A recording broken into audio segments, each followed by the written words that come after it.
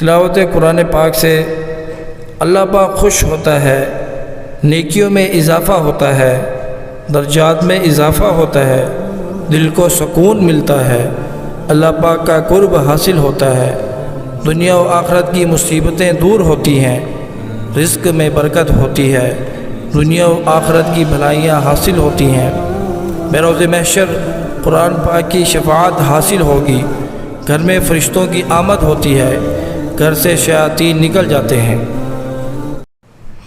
زندگی کے راستے میں کئی نشیب و فراز آتے ہیں، باہمت لوگ اللہ تعالیٰ پر بھروسہ کیے ہوئے اپنی منزل کی طرف رواں دواں رہتے ہیں،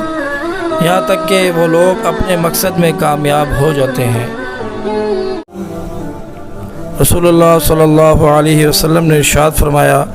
تم میں سب سے بہتر وہ ہے جو اپنے اہل و عیال، بیوی بچوں، اقرباء و خدمتگاروں کے حق میں بہتر ہو، اور میں اپنے اہل و عیال کے حق میں تم سے بہترین ہوں۔ پاک صاف ڈیلا پیس کر اس پر یہ دعا 3 مرتبہ پڑھ کر تھوک کے اور اس مٹی پر تھوڑا پانی جھڑک کر وہ مٹی تکلیف کی جگہ پر دن میں 2-4 بار ملا لیا کریں، چاہے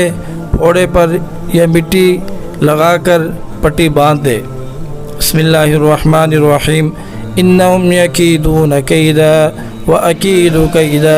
فمہل الکافرین امہلہم رویدا۔ وہ دن قریب ہے جب آسمان پر صرف ایک ستارہ نمودار ہوگا، توبہ کا دروازہ بند ہو جائے گا، قرآن پاک کے حروف مٹ جائیں گے اور سورج زمین کے بالکل پاس آ جائے گا۔ حضرت محمد صلی اللہ علیہ وسلم نے فرمایا،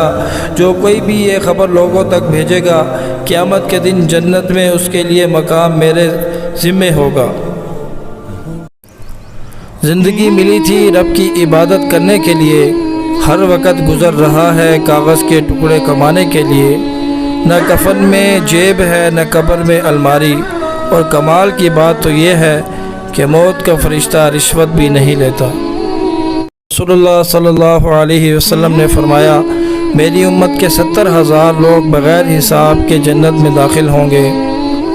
یہ وہ لوگ ہوں گے جو جھاڑ پھونک نہیں کراتے، بشگونی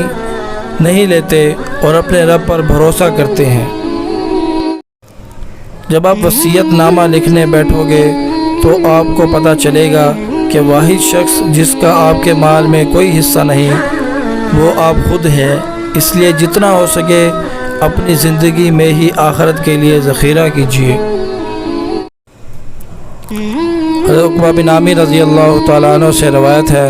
نبی صلی اللہ علیہ وسلم نے فرمایا، جس نے کسی کی برائی